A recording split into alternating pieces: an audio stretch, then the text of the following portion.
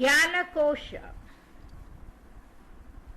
an encyclopedia of Vedic knowledge by Pact.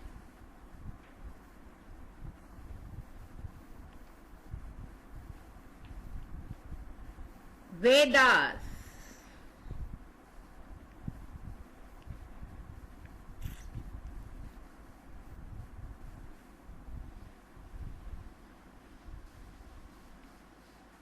Rig Veda.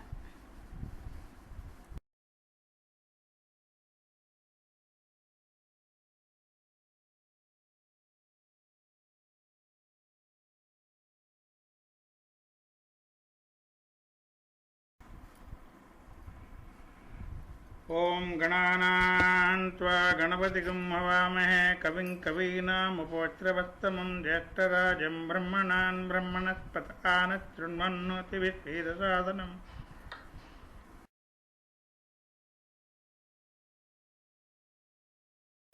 Jnana-kosha Upanishads, Rigveda based Upanishad. Nirvana, the Nirvana Upanishad.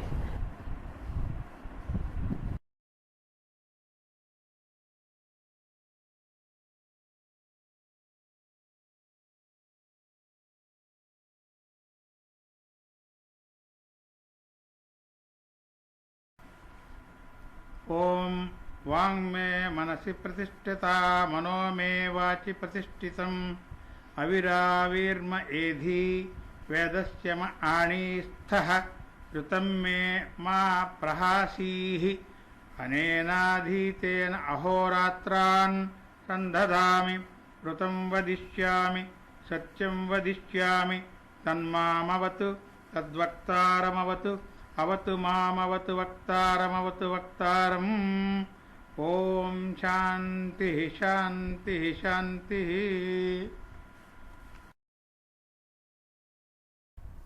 Nirvana Upanishad. Om, may my speech be based on the mind, may my mind be based on speech. O self-effulgent one, reveal thyself to me.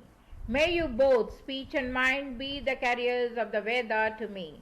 May not all that I have heard depart from me. I shall join together day and night through this study.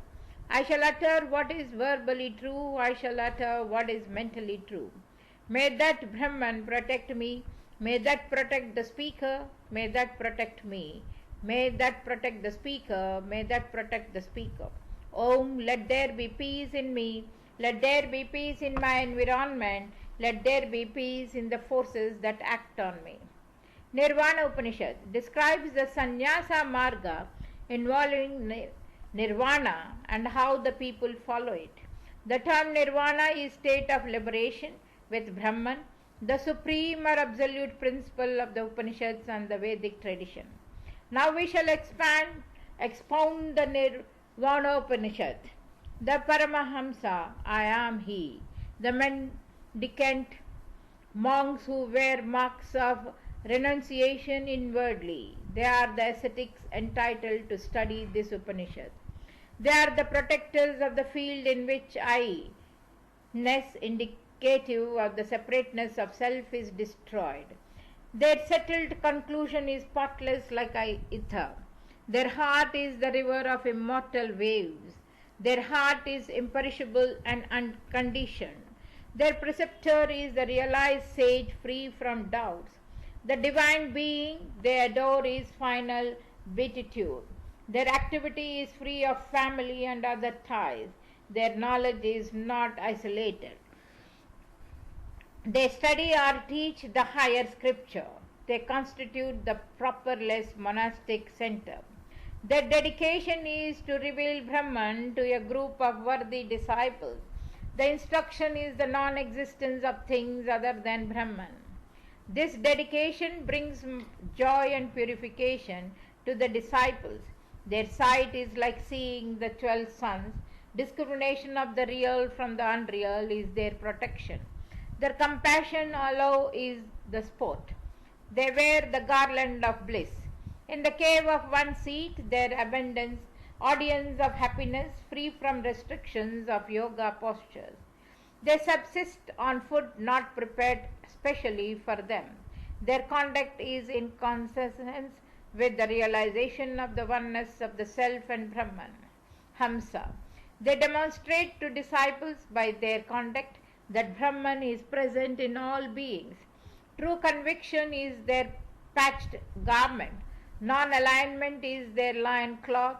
Reflection of the truth of the Vedanta is their emblematic staff. The vision of Brahman as non-different from the self is their yoga cloth. Sandals consist in avoiding contact with worldly wealth, activity for bare living at the behest of others. Their bondage is only in the desire to direct the Kundalini into the Sushumna. Liberated while alive, as they are freed from denial of the highest Brahman. The oneness with Shiva is their sleep. True knowledge by denying joy is avidya, or the Khechari mudra is their supreme bliss. The bliss of Brahman is free from the three qualities, sattva, raja and tamasa. The Brahman is realized by discrimination of the real from the unreal, and it is beyond the reach of the mind and speech. The phenomenal world is impermanent as it is produced from Brahman, which alone is real. It is similar to a world seen in a dream and an elephant in the sky. Similarly, the cluster of things such as the body is perceived by a network of a multitude of delusions, and it is fancied to exist as a serpent in a rope due to imperfect knowledge. The worship of gods named Vishnu, Brahma and 100 other culminates in Brahman. The God is the path. The path is not void, only conventional. The strength of the Supreme Lord is the support to the aerial path. The yoga accomplished by truth is the monastery. The position, heaven of gods, does not constitute its real nature. The prime force Brahman is self-realization. The ascetic shall meditate on the absence of distinction based on the Gayatri through the Ajapa mantra. Restraint on the mind is the patched garment. By yoga there is the vision, experience of the nature of everlasting bliss. Bliss is the alms that he enjoys. Residence even in the great cemetery is as in a pleasure garden. A solitary place is the monastery. Complete quiescence of the mind is the practice of Brahma Vidya.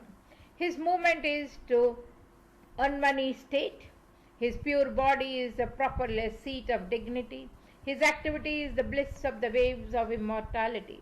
The ether of consciousness is the great established conclusion. Instruction in the emancipating mantra results in efficiency of bodily limbs and mind for possessing divine power and practicing tranquility, self-restraint, and in the realization of the oneness of the higher and lower self.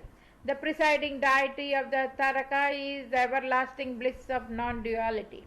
The voluntary religious observance is the restraint of the inner senses. Renouncing is the giving up of fear, delusion, sorrow, and anger. Renouncing results is the enjoyment of bliss in the identity of the higher and lower self. Unrestrainedness is pure power. When the reality of Brahman shines in the self, there is annihilation of the phenomenal world, which is enveloped by the power of Shiva. Similarly, the burning of the existence or non-existence of the aggregate of the casual, subtle, and gross bodies. He realizes Brahman as the prop of the ether. The auspicious fourth state is the sacred thread. The tuft too consists of that. To him the created world consists of consciousness. So also the immovable and the group of various beings. Uprooting the effect of karma is mere talk. In the cemetery, self-Brahman illusion, mindness and ego have been burned. The realized Parivarjaka has his body intact. Meditation on the true form, which is beyond the three attributes of sattva, rajas and tamas. Even this condition of distinction, I am Brahman, is a delusion which shall be annihilated. The burning of the attitude of passion ought to be done. The lion cloth ought to be rough and tight. so that the vital energy moves upward in perpetual celibacy. Deer skin, garment for long and later to be unclad. The unstruck mantra, the Om in the fourth state's Turiya, is practiced by refraining from worldly action, conducting himself freely. As he has reached a stage which is beyond good and bad, he realizes his true nature, which is liberation. His conduct of serving a primary avadhuta as a ship to cross the ocean of worldly life and reach the transcendent Brahman, practicing celibacy till tranquility is attained, getting instruction in the stage of celibate student or learning the truth in the stage of a dweller in the forest vanaprastha. He embraces renunciation wherein all true knowledge is established. At the end, he becomes of the form of an indivisible Brahman, the eternal, the annihilator of all doubts. This Nirvana Upanishad, the secret doctrine leading to final beatitude, shall not be imparted to one other than a disciple or a son. Thus ends the Upanishad.